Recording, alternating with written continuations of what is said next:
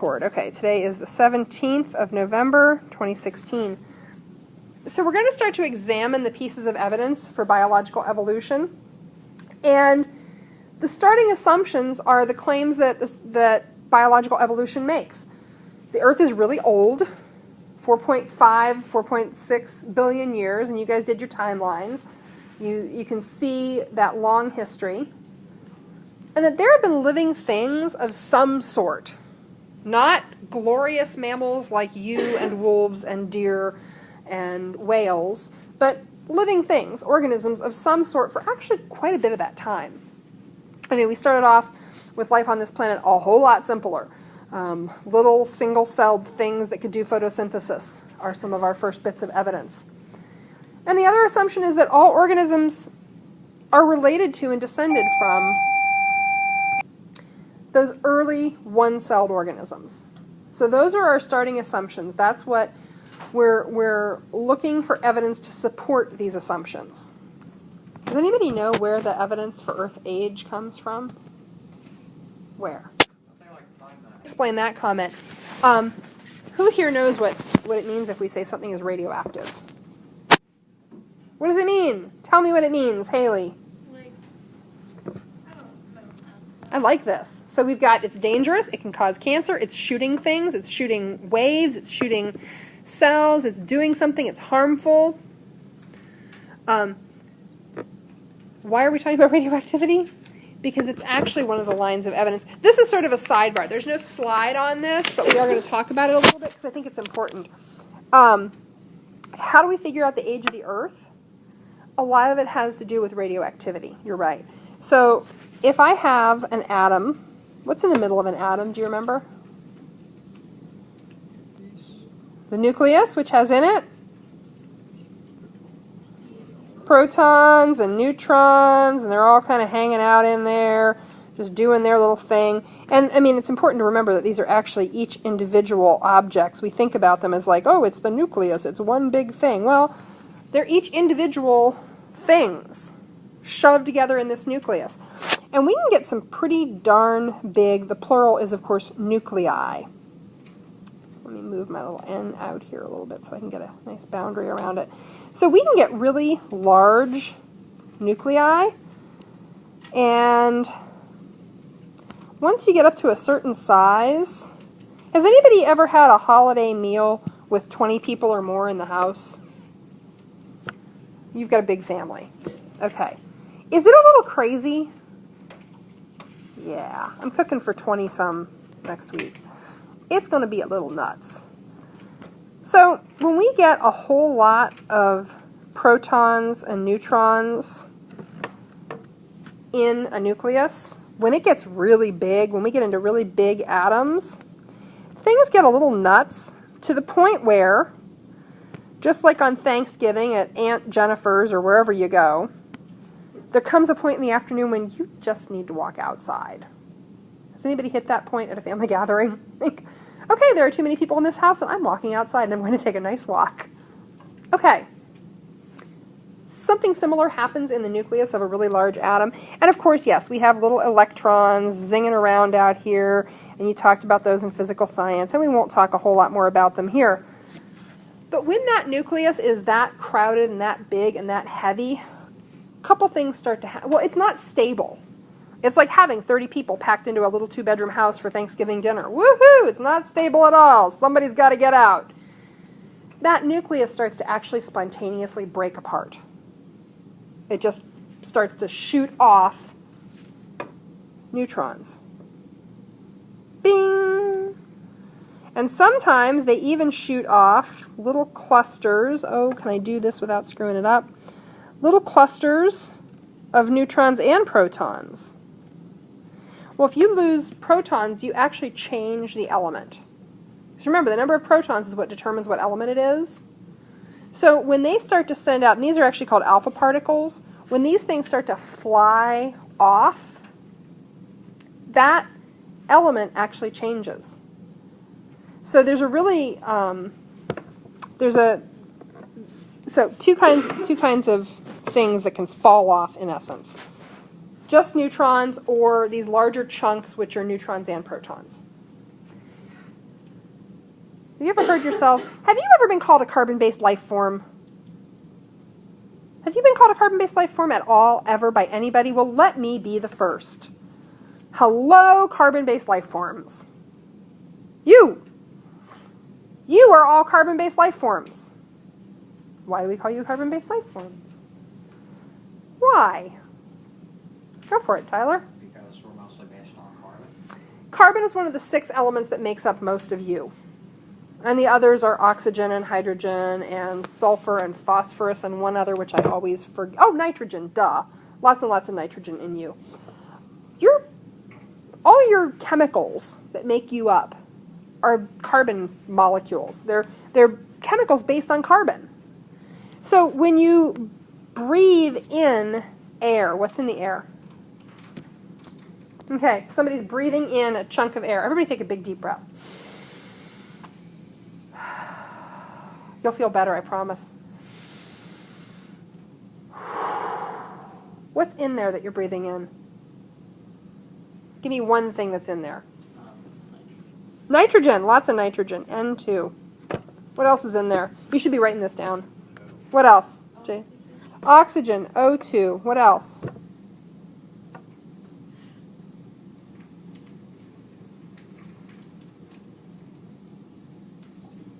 CO2, some carbon dioxide. What else? And you've actually, I mean, you guys have done a good job because you just named the top 3 components of the atmosphere. There's also some water vapor. There's also some argon and some like weird little tiny trace elements. But yeah, it's a lot of nitrogen, oxygen, and CO2. When you eat an apple,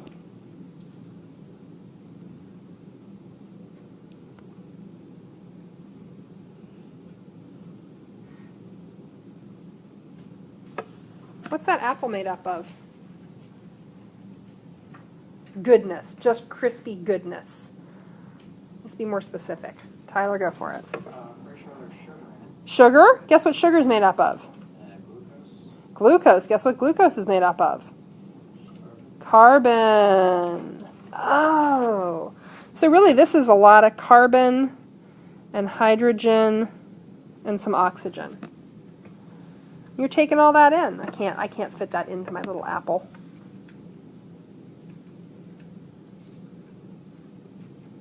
Because all the living things that we know of on this planet are carbon-based. We all seem to be carbon-based life forms.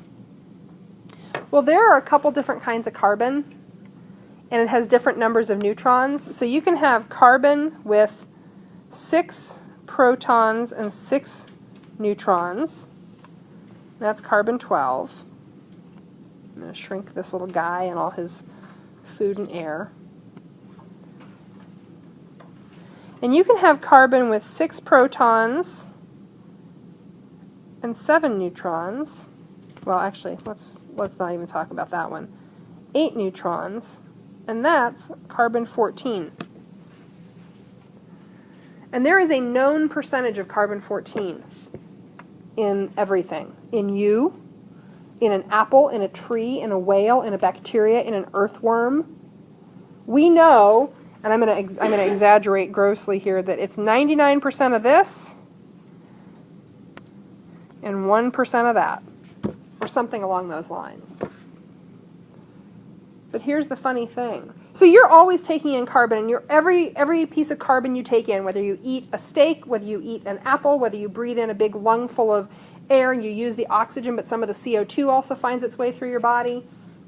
However you get carbon into you, you're getting roughly 99% carbon-12, roughly 1% carbon-14.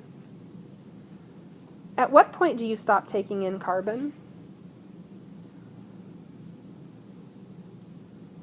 Well, let's think about that raccoon that I saw on the road today on my way to school.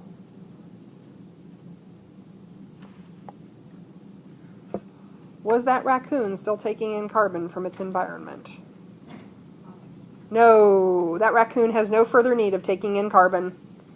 That raccoon will take in no more carbon. It's dead, in case you missed the reference of me going, eh, and talking about the fact that it was laying on the road. It got squished. It's not going to take in any more carbon. It's not going to breathe anymore. It's not going to eat anymore. It is no longer taking in carbon. That's the point at which living things stop taking in carbon. When they die. Once something dies, something funny happens.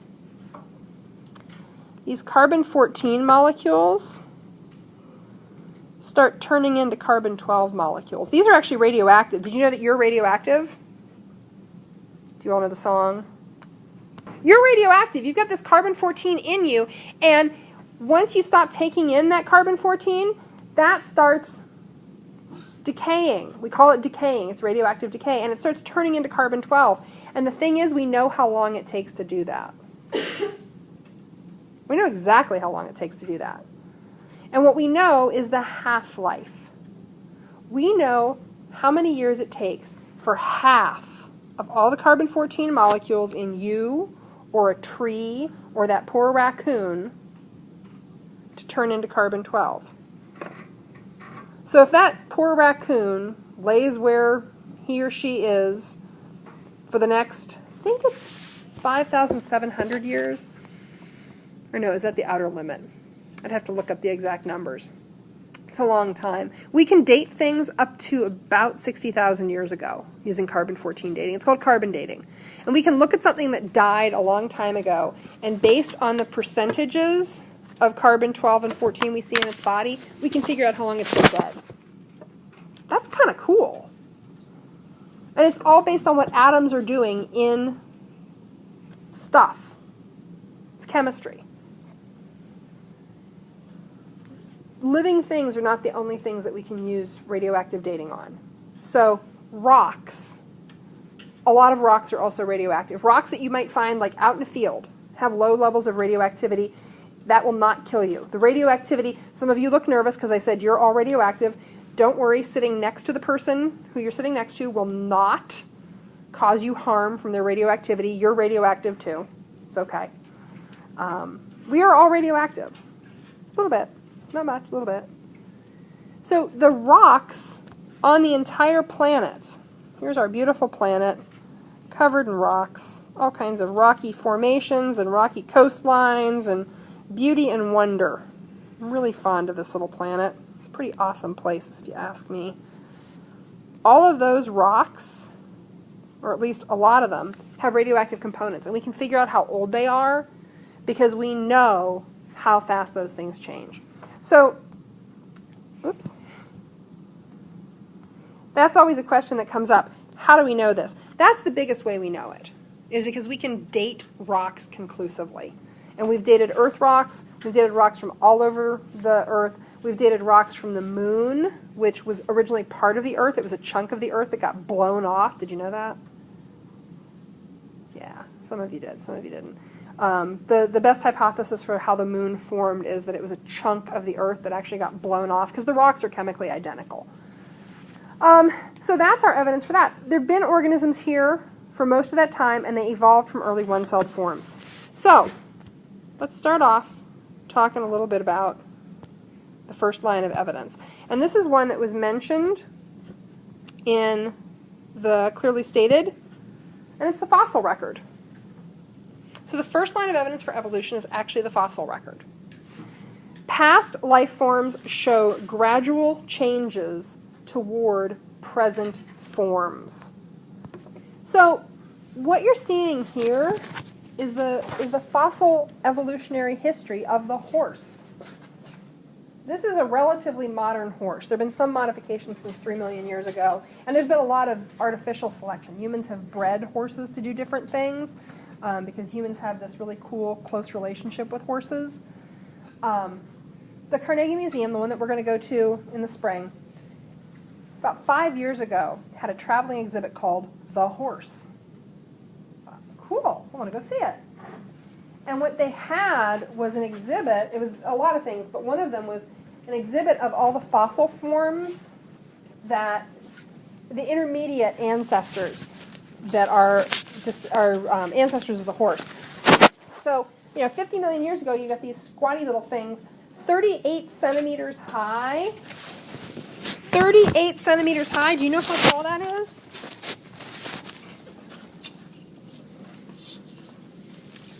That's not quite to my knee. You're not going to hitch this thing up to a plow. You're not going to ride this thing. They're teeny little things. They're teeny little miniature horses. But what's important, and the way we know that they are an ancestor of modern horses, is we can look at their bones.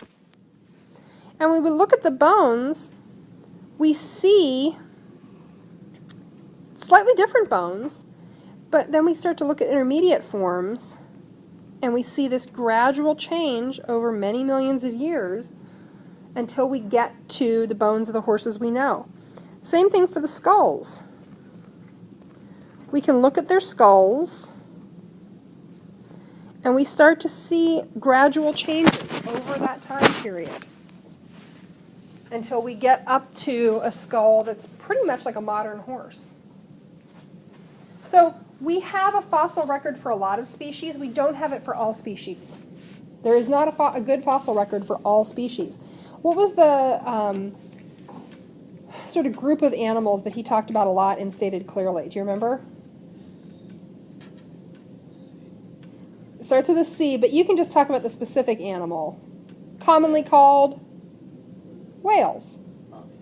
Yeah, he was talking about cetaceans, and he was talking about whales. And we'll actually watch a movie in here called Morphed, When Whales Had Legs, that looks at a lot more of that history of whales. There's a great fossil record for whales. There's a good fossil record for horses. Like I said, there are good fossil records for a lot of things. There's a good fossil record for birds. There isn't a great fossil record for everything. So, what are fossils actually? Fossils are either actual pieces of organisms, like the actual bones. An impression left in a rock by an organism is also considered a fossil. And fossils form basically when organisms are buried in something. The most common is in fine sediment like silt. If you stuck something in a mud puddle and left it for a couple million years, you'd have some chance of it forming a fossil. Volcanic areas give us great fossil evidence of lots of things. Any place that was covered in ash tends to give us good fossils. There's one other thing that organisms can get buried in that leaves nice fossils. It's on here. Anybody see it? It's not silt or sediment. What is it? Amber. This stuff. Do you know what amber starts off as? Yeah, pine sap specifically.